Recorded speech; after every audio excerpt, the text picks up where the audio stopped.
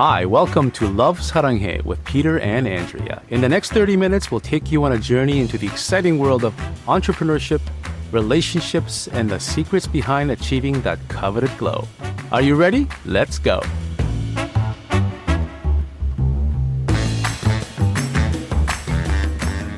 Welcome back to another episode of Love Saranghae with us, Peter and Andrea. Today's episode is one we are especially excited about because we're exploring a topic that bridges beauty and wellness, the gut-skin connection. Joining us is a very special guest and friend, Cristina Tahoces. Cristina is a holistic nutritionist, a TEDx speaker, best-selling author, and an owner of Thrive Nutrition Practice. Cristina specializes in metabolic health, using blood work to design personalized nutritional programs, or, as she likes to call them, your own food love language. I love that. Cristina's clients optimize their metabolism, lose excess weight, I'm hoping around the gut, and tap into the clarity, confidence, and courage they need to live their best life. Cristina is also married with 2 teenage girls, and for years after she had her daughters, Cristina struggled with melasma and cystic acne, although you can't tell because she's got gorgeous skin now. These issues also coincided with the onset of environmental allergies and lots of gut health issues, so she's no stranger to the connection between our skin and gut health. Cristina, welcome. Thank you. Thank you for having me and for your patience and helping me set up today. Tech issues. That happens all the time, though. All good. So as many of you know, our followers, our longtime followers know, I was diagnosed with ulcerative colitis 9 years ago when I was almost 3 months pregnant with my first child. And that experience led me down a journey into wellness and understanding the profound connection between what's happening inside our bodies and how it shows up in our brain, on our skin, and so on. So, Cristina, what I would love to know is you transitioned from a career in capital markets to becoming a holistic nutritionist. Can you share what inspired that shift and how it shaped your perspective on health and wellness? Yeah, I was in capital markets on the loan syndication side for, I guess, almost 10 years. Wow. After I had kids, I started, my health started to decline in a really big way. And it wasn't just a physical decline in health, it was also it impacted my mental health as well. So I started getting a lot of gut issues I couldn't ignore, started to not be able to sleep.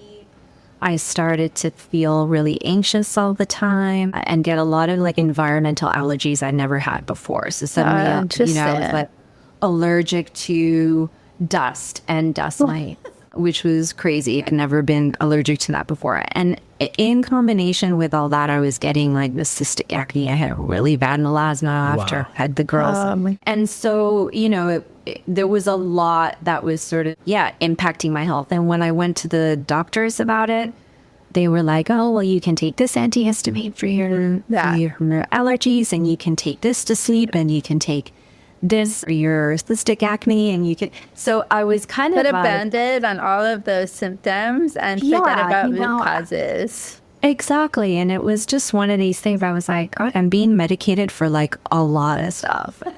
But I wasn't exactly feeling better. So I was living in Hong Kong at the time. Ooh. And in Hong Kong, the maternity leave is not very long. It's 21 days. 21 days? Oh, my God. Yeah, I know. Crazy. So it's not very long. Well, I think you can take 3 months, but it's not very long at all. And I was really not ready to go back to work after that. So I decided to take some time off for me, for the family, and also that kind of put me on this journey to sort of trying to feel like myself again, because I was, my health was declining, my mental health was declining, I wasn't sleeping, cystic acne, I struggled to lose the weight. So there's a confluence of things that really made me think okay, I've got to I've got to just get down to basics. So I decided to start with food as like, it like their primary source of energy. It's a thing that you can 3 times. It kind of made sense for me to start there. And I went back to school to study nutrition, really as a way to help myself and my family. But it became a vocation. And when I graduated, I started my practice. What I love from your story is how you took ownership. Instead of just feeling helpless and just sort of blindly following what you were told to do, here's a medication for this and do this. And none of it was really dealing with the root problem or the root of what was going on with you. It was really just sort of dealing with the symptoms, like I said earlier. So I really love how you took ownership of this situation and then you made it bigger. So not only am I going to figure this out for myself, I'm going to figure out how I can help others. Yeah, thanks for that. I didn't feel like that at the time. I mean, and I do feel like there is a role for medication. Sometimes 100%. when you get to the point where you calm the symptoms a bit, it gives you space to kind of, think about how you can tackle that root cause, because all of these things can be really overwhelming. But yeah, I'm glad I followed that gut instinct, if you will, too. No pun intended. No, or pun intended, let's see. Or pun intended. I love it. So, many people don't realize, and I'm learning this as I've been in this industry longer, the profound connection between the gut and the skin. Can you break that down a little bit, like how a digestive system influences what we see on our skin and some common maybe warning signs that something isn't right in our gut and something we should take a look at? For sure. Yeah, so there is a profound connection between our gut health and our skin health. And we have so there are gut microbes in our digestive system that influence our skin through a variety of pathways. But I think one of the most studied ways is the connection between things like leaky gut, malabsorption, and conditions like acne and eczema. I think that's where we have like the most research. And if we take people who are suffering from acne, for example, there are a lot of studies that have consistently shown that they're lacking in key good bacteria. Oh, I see. Okay. So these strains that you'll see on like probiotic capsules, like the lactobacilli or the bifidobacteria, right? Yes. And that's a problem because these good bacteria, they produce substances called short-chain fatty acids. And these short-chain fatty acids, they help you maintain a really healthy gut barrier. So the logic goes that if there aren't enough of these good bacteria and short-chain fatty acids because of your diet and stress and like a bunch of other issues, then you can have something called increased intestinal permeability, which means increased risk of leaky gut. And the waste products from your gut microbiome can then get into your bloodstream, causing inflammation that contributes to things like acne and eczema, for example. And this in turn can start to negatively impact how you absorb your food. Like, for example, it's no surprise that when I was suffering from that cystic acne, I was also really struggling to digest and absorb my fats. So whenever I see adult women with cystic acne, 9 times out of 10, they're also having digestive issues that include like a difficulty digesting their fats, or perhaps the quality of their fat intake isn't good from a dietary perspective. So I really see a connection there between malabsorption and things like cystic acne. What would be the mechanism of my gut can't absorb good fatty acids, and then it leads to cystic acne? So that's a really good question. And I'm not sure that I've actually read like a scientific answer to that. Mm-hmm. But in terms of what I see in practice, and certainly what I experienced myself, there's a gallbladder issue there that means, and a liver issue that means that the quality of the bile that you're producing isn't either, it might not be enough, or it might not be of good quality. So you're really struggling to break down your food and you're struggling to digest those fats properly. And so what happens is that if you do have leaky gut, for example, those substances will kind of like go through the gut and into the bloodstream, creating inflammation, and that inflammation will manifest in the skin. I see. Some people it manifests in the skin, and some people it manifests like high cholesterol, like high triglycerides. It manifests in a variety of different ways. So it can manifest metabolically, or it can manifest in the skin, or both. Got it. In my case, for example, it manifested both ways. Like I had this cystic acne, and I started, and when I went to the doctor for my annual checkups and then my annual blood work, during that time, I also saw higher levels of cholesterol. So there are like our body, as you know, it's not like, you can like isolate a particular side of us. It starts to impact everything.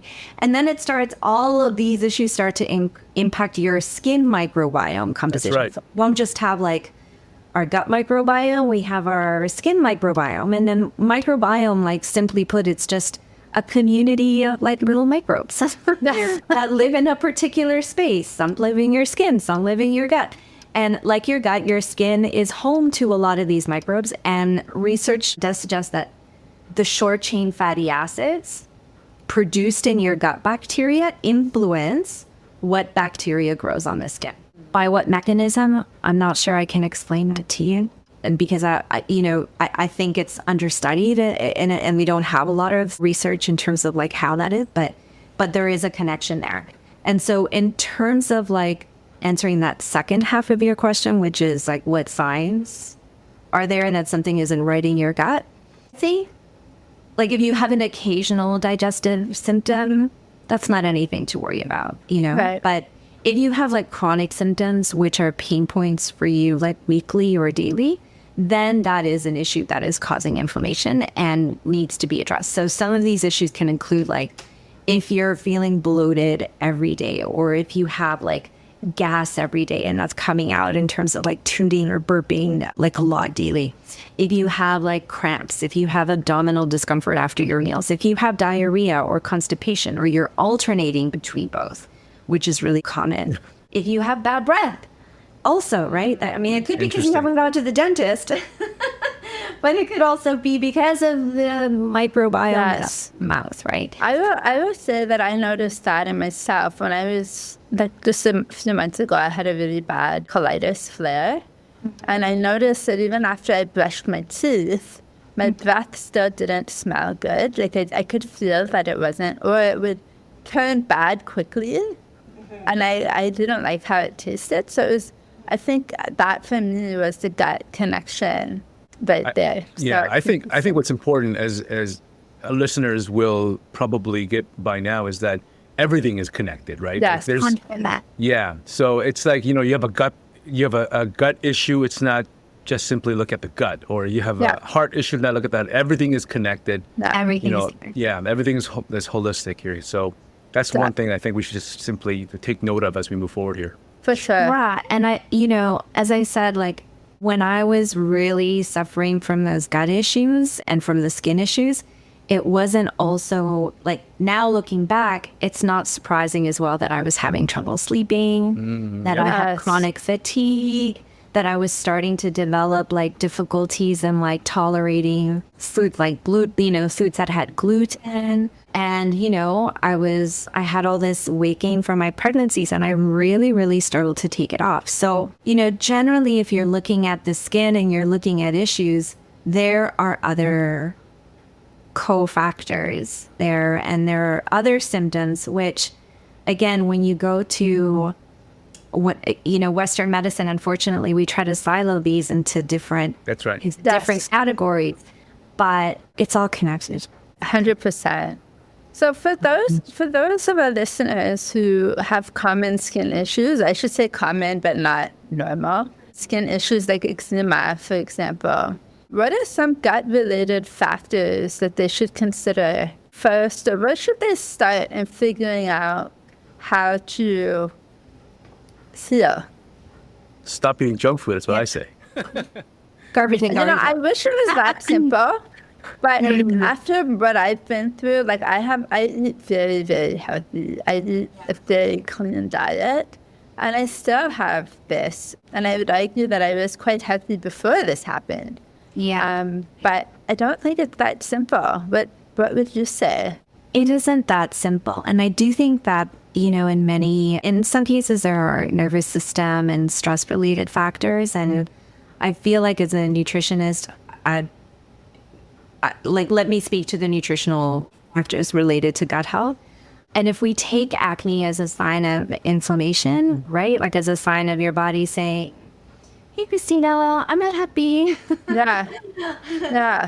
Like all of these like red, painful, itchy spots or whatever areas in your skin. That's just me making you aware that there's like something going on inside that I somehow need to like bring up and out. I'm detoxing out of my body through the skin, right? So if we see acne as our body trying to draw awareness to like a little fire of inflammation that's inside of our body, and more specifically like inside of our gut, then from a nutritional point of view, there are a few factors to consider when trying to figure out like how to heal. So the first thing that I encourage people to do, and this is like step one of like whenever I have clients coming into my practice, I have them keep a food diary, right? And I'm like, okay, so what are you eating and drinking, right? Let's just record for like 3-4 days. What is your food intake like? What is your drink intake like? Do you find that people are truthful, fully? Yes, 100% truthful. Yeah. In fact, I to myself, say, I'm not going to write that down. Skip that. No, and it's interesting, because a lot of people are like, oh, don't judge me. It's been a really bad week. I only had 4 M&Ms. I'm like, this isn't a judgment tool. It's an awareness tool, right? Yeah. That's all it is.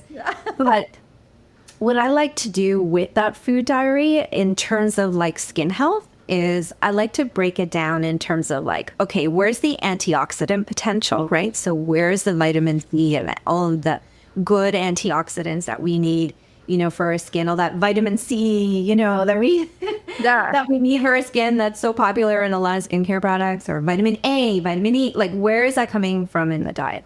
So I like to see what the antioxidant potential is.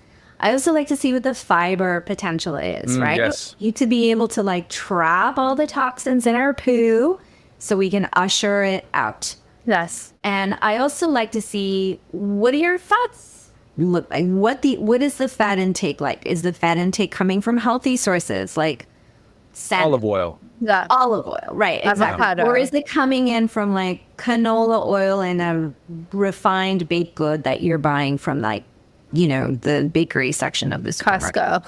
And also, of course, how much sugar is coming into is coming in, right? So that's the first kind of like bubble. Like, what am I? Journal. Keep a food journal of everything you're eating to see where the vitamins are coming from, the fiber and the fats, and how much sugar you're having. Okay, that makes sense. Exactly. And then after that, we talk about digestion. So how am I digesting these foods, right? So record how many bowel movements you're having daily. What's the normal number of bowel movements you should be having? There is no normal. Okay. You should be having a minimum of 1 bowel movement a day.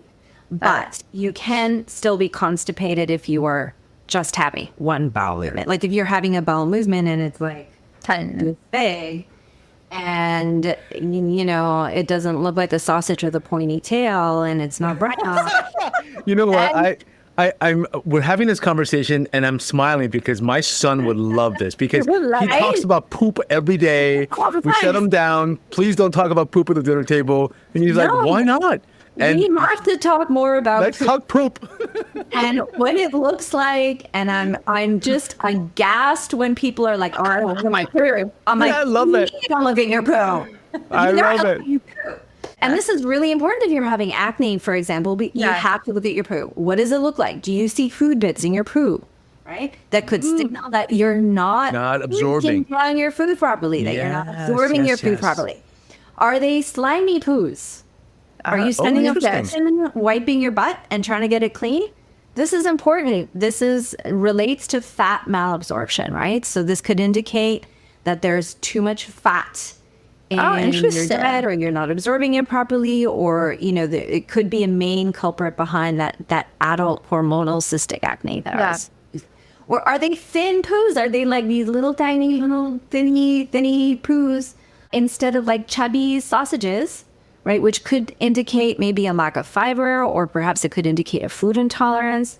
Your poo can actually offer a plethora of information and clues as to why you're getting acne. So it's really important that you understand and are able to discuss what your poo looks like. What color is it? Is it yellow? Yellow is not good. Again, yellow indicates a bile issue, fat malabsorption. So we're really looking for like chubby, fluffy, brown poos that look like a sausage with a pointy tail. Really important. And that don't take like more than 3 wipes to wipe clean. We are talking poop tonight. Or we are. And every night. And every It's a good conversation. It's a good thing. Your mom. It's a good thing. I think, we grow up making it gross and dirty. And like, I think it's cultural too. Like, you need to wash after you go. I mean, you have to wash your hands, obviously. But we kind of make it, instead of being like a natural way our body eliminates and it's healthy and good, we make it like gross and keep it to yourself kind of thing. And maybe that's something that we as a society needs to look at. I am going to have a field day with your parents. I'm going to have a field day with your parents. That's the problem, okay? It's going to be awesome. And thus, we shall talk poop as we eat it. I love it. Marcus is going to love this. It's really, really important. I don't know about that, but I think it is something that we should be encouraging even our children to look at when they go to the bathroom. What does their poop look like? Yeah. Definitely. Look, my youngest, my youngest occasionally has eczema, especially in the winter time. Yeah. So, just the other day I saw she was developing a little patch like here on her neck, and I was like, so what's the poop situation? She's like, I don't look at I was like, how can you be my daughter and not look?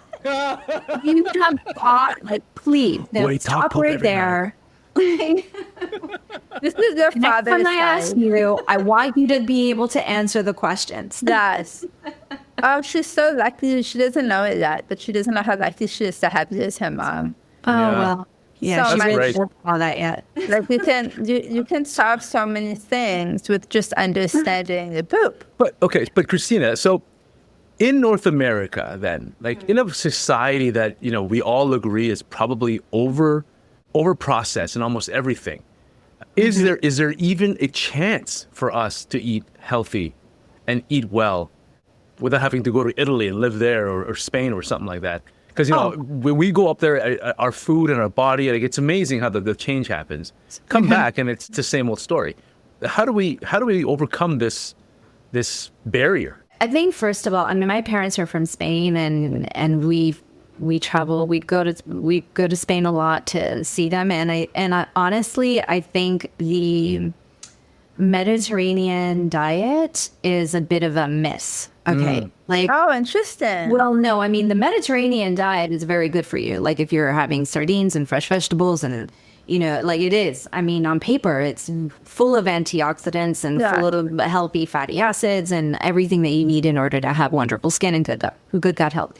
In practice, I don't think it's always there. Like as a tourist, as you know, like I've heard many times, and I've experienced this myself, you go to Spain, you go to restaurants, and it's like there's not a vegetable in sight. Yeah, that's true. Italy, you go to restaurants, and it's just pasta and pizza. And so the question then becomes, why is it that I can eat pizza here and not feel sick, and then I go home and I have pizza, and then I do feel sick? That's my question. And so I think the answer to that is because in Italy or in Spain, you are on holiday, you are not stressed, you are not thinking about your to-do list, you're probably feeling a lot more relaxed, you're spending time with people who bring you joy, you're doing things that bring you joy, and you're not worried about the everyday. There is a huge connection between stress and gut health. When we are stressed, we are in that mode, the fight or flight. We're not in rest and digest, and it's very difficult to go from one to another like that. back in the day of, our grandparents who were more religious than us, perhaps, like certainly, and speaking in my family, my grandparents probably would have like taken more time to make their meals. So there would have been a much bigger gap between their work and their rest and digest time. And they probably would have said grace before meals. There would have been there would have been an easing into eating that we don't have now. Interesting. And I think when you're on vacation, it's not like you're like going from like, oh my God, I'm like recording this podcast and then you're going to sit down to eat. No, you've gone to see something beautiful. You've had access to like something that's brought you beauty, joy into your life. You're already in rest and digest mode. And then you go and you have a leisurely lunch that takes like 2 hours and you're just like relaxed. Full time after. They don't see food as like just fuel. Food is a social experience that you do with those you love, and you're not like there just to eat. You're there to enjoy the meal with the company, have a glass of wine, all of that. And that experience tends to take longer, whereas here we're rushing ourselves and our kids after school and after the activities, and we just have 10 minutes to eat because we overran our meeting. So it's very different. That is a very good point. It's different. That is a good point. Well, I mean, the prime change for what I've noticed is that, when we were on vacation, we would eat a meal, no matter how large, and we would walk. We would explore. Exactly. Right? 2 hours of activity, right? And in here, I mean, we eat and we go back to our desk, and that's right. Like that's probably the biggest difference I see. That yes, 100%. That's the other point. You'll have a meal, in 2 hour, whatever the hour that you spend having your meal, and then you'll walk it off, and so that bloating, that gas, you're utilizing that glucose that you've taken in. It's not sitting there festering in the gut. You're walking it off. So it does. I mean, having said that, I spent 2 weeks in Italy last summer, and 100% if I were to eat here in Toronto in my daily life the way that I ate in Italy for those 2 weeks, I wouldn't last 3 days. However, by the end of the holiday, I was like, I need to get out of the gelato. It's I never had that. I did, right? So like, okay, here I would feel crap after 2 days of eating right? There it takes longer, but after 50 days, I was also ready for my usual. So when we travel, we've been, a few years in a row, we've been going to Europe and focusing specifically on the Mediterranean wherever possible, because for me, my diet is so restricted there. And there, I can eat everything, and I feel so well, not bloated, poops are great, like everything is just so functional for me there.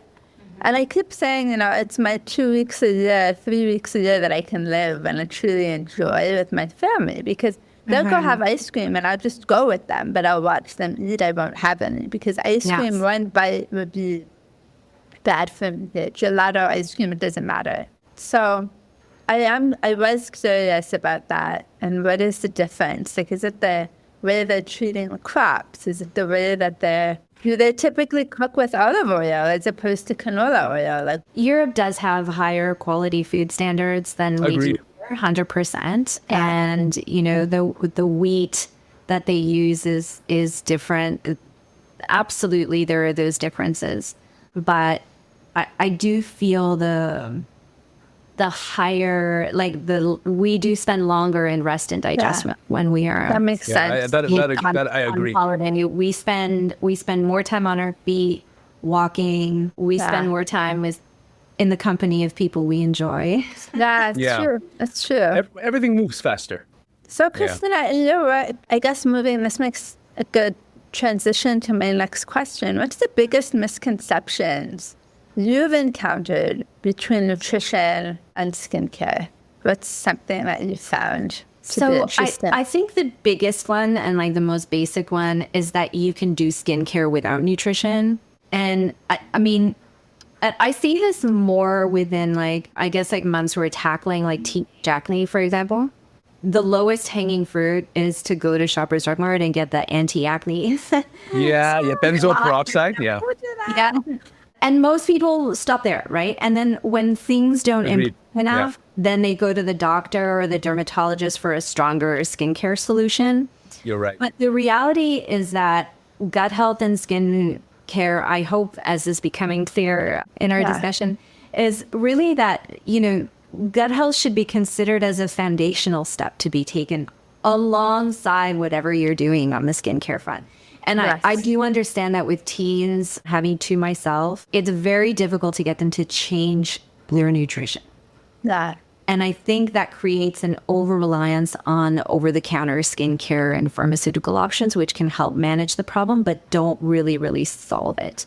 However, if you don't if you don't address the gut health picture, if you don't address the nutrition picture, it's just going to come to bite you in the ass at some point in life. It'll just come back, or you'll get off the acne and medication for Accutane or whatever it is that you do. Yeah. And you will see, Go back to where you were. Worse. Yeah. With all the extra chemical load and toxic load that you need to now figure out how to do it.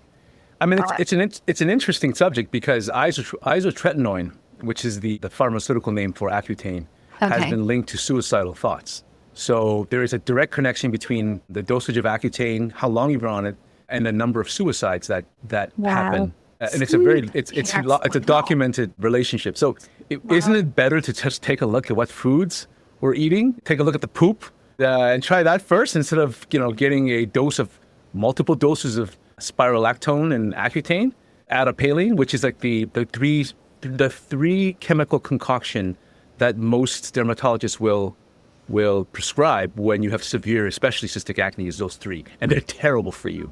They're terrible for human beings. That's so interesting. I mean, I know that for teenage girls as well, the reliance of using the birth control pill, even though there's maybe not even a particular need for birth control because they're not sexually active at that age or whatever. There's a huge one there, and there are a lot of side effects also related to being on the birth control pill.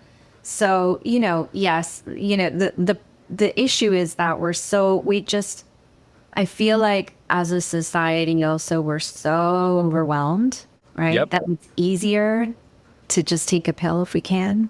Yeah. Than it is to do hard work. And honestly, I really understand that because, my youngest, for example, the youngest with the eczema, she's 14 years old. In 14 years, I have not gotten her to eat or even try a blueberry.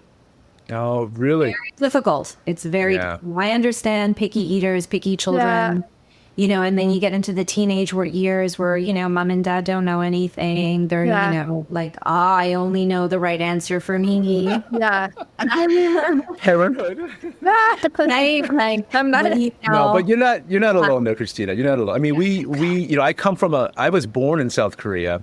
Came here when I was 8. So I'm well aware of the traditions that we have. So we just launched our triple mushroom complex, which has reishi mushroom, chaga mushroom, and the sanghang mushroom. There are 3 adaptogenic mushrooms that handle stress. Where I come from, we used to drink that stuff every morning. So you brew it and you drink it because for stress management, for overall health. There's no acute things that these mushrooms solve, but just for overall health. And we don't do that in our house. We should. Because I'm used to it. I've seen my mother and father drink this thing every day. I should be doing it here in North America, but we don't. And we're going to do that. We're going to we're going to brew our mushrooms and tea, and we're going to drink it because they're delicious. Yeah. It's interesting because those habits, those ancient habits, we kind of knock them now because we think we're above them, but in fact, that's where the wisdom is, and that's where, there's a lot of wisdom in those traditions. Yeah, there really is. 600 years. They must be doing something right.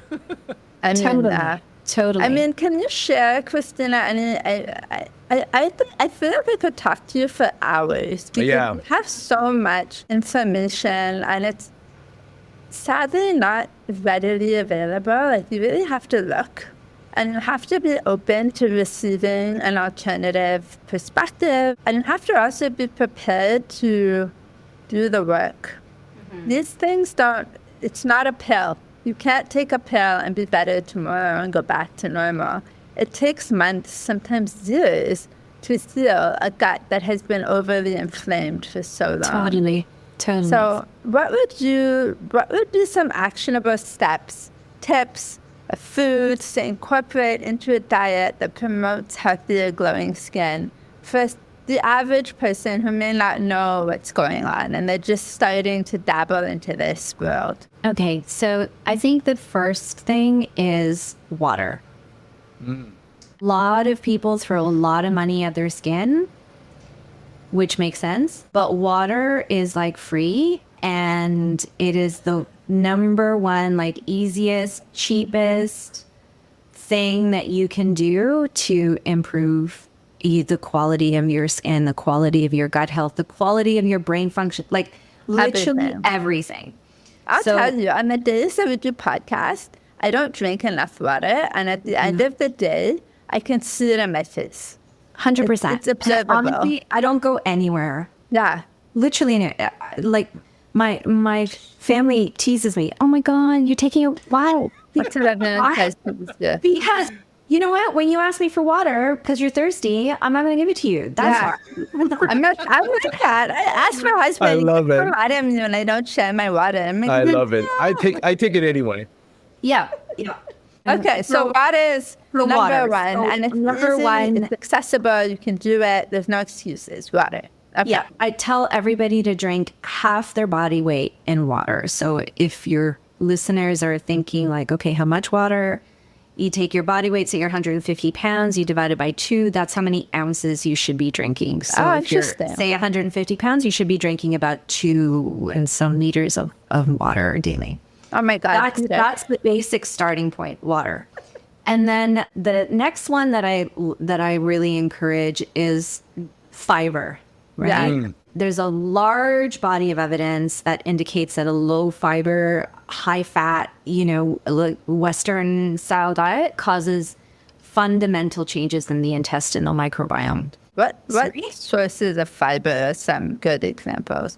So, I mean, obviously lots of like fresh fruit and vegetables is important. I also like to supplement with fiber because I find it really difficult to get the amount of fiber that I need. I usually sort of try to aim for about 25 grams of fiber daily or a little bit more. So, to the extent that you can also incorporate things like chia seeds or flax seeds or psyllium or some kind of fiber blend. I also like to use like prebiotic fibers like an inulin or gurgum.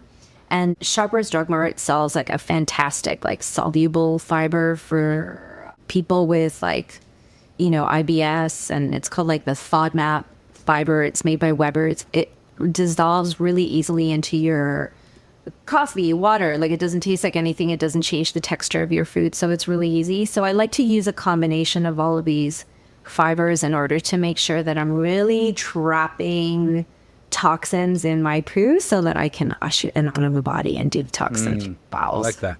So the water is important because you're detoxing through the kidneys there, right? And then the fiber is important in order to detox through the colon, through the gut. And then the other thing is like your healthy fats, right? So making sure that you're getting enough of those omega-3 fatty acids through, salmon and, other fish, using like grass-fed beef instead of corn or like, I guess, regular beef. As well as like things like chia seeds, hemp seeds, and nuts. You can also supplement, and that really, really helps with skin conditions from acne to eczema to psoriasis. It's a massive anti-inflammatory. So those would be sort of like my top 3. They're easy. It's things that you can easily do now. You don't need to wait until you see a doctor or you get tests done. These are things you can do right away. Yeah, I mean, look, you can go down the route of like testing your gut. I think for, cases where like simple nutrition changes don't work and you need a little bit more kind of data to understand, there are sophisticated gut health tests that you can do. I really love the GI map test and the SIBO test, the small intestinal bacterial overgrowth test, to give us a really good picture of what the gut microbiome looks like and understand if, there are malabsorption or digestive issues like, that are contributing to this. Not to mention that just a basic like metabolic blood work panel will also help you understand a lot about what's going on with your blood sugar. Really important. What's going on with, your liver, your kidneys, like what are your detox capabilities like? Is anything hampered? What's your cholesterol doing? So there are a lot of data points that you can extract from, your blood work and maybe more sophisticated gut health testing to give you information about, or to start creating an actionable plan that has more immediate impact. So yeah, you take away the guesswork, but really like, I would say start there, start with water, start with fiber, start with omega-3 fatty acids and see where you go. And then the GI map would be something they could ask for if they wanted to go deeper. That would be a good first start. Exactly. Yeah, okay. exactly. Awesome. Exactly. This is a good start. I love it. Cristina, I love talking to you. And I think if anyone is struggling with their gut, or just trying to be healthier and they have symptoms and they need support, how can people find you and connect with you and work with you? Well, you can go to my website and click on the contact button at thrivenutritionpractice.com. You can email me at Cristina, at thrivenutritionpractice.com. Maybe we can put those in the show notes. I will put it in the show notes. I'll put everything in the show notes for sure. I also really like a text or a call. I'm cool like that, so you can call me. Yeah. So I wanted to leave. For sure. I think everybody needs someone like you in their life because it really is life-changing to know what is going on inside your gut. And who knows, it might actually clear up your skin and your mood and all the other things going on. So it could be a one-stop shop that you had no idea was possible. I want to leave everybody with this quote. Many of you may not know, but Cristina and I are co-authors in the book, The Highest Self. I have the book there as you're watching this. Yeah. And she has a really beautiful quote in her book, in her chapter. Her chapter is called, of course, Sleep, Love, Poop. And I love it. I mean, it's the first chapter in the book. And I think it's so appropriate because she looks at food as the way that we love ourselves. As opposed to food, we have to eat it. We have to fuel our bodies. It's more of a loving kindness towards yourself. And I want to leave everyone with this quote, and then we'll end there. But how we choose to nourish ourselves is a daily, intentional self-affirmation that we are loved, worthy, and ready to take our rightful place in the generative story of our time. I think that's so beautiful. Something to think about. Get in touch with Cristina if you haven't, or if you are interested in learning more about the gut health. Thank you so much for being here and taking the time to talk with us today. So appreciate you. It was fun. Invite me to dinner. We'll talk poop more. Yeah. Absolutely. That's definitely gonna have to do that. I look forward to it. We're gonna tape that episode. We're gonna tape it. Yeah. And we're gonna put it in an episode. We're gonna send it to you. Dinner with Cristina, the leaves and the Tahoces, and featuring poop. I love it. Until next time, everybody. All right. Check your poop. Check your poop. Sayonara. Bye for now. Annyeong. Bye-bye. Thanks for listening to Love Saranghae with us, Peter and Andrea. If you've enjoyed this episode, leave us a review. Your ratings and reviews help more people like you find our show. Don't forget to subscribe so you never miss an episode and share this podcast with someone you think would love it. Until next time, love yourself, love one another, and love the world.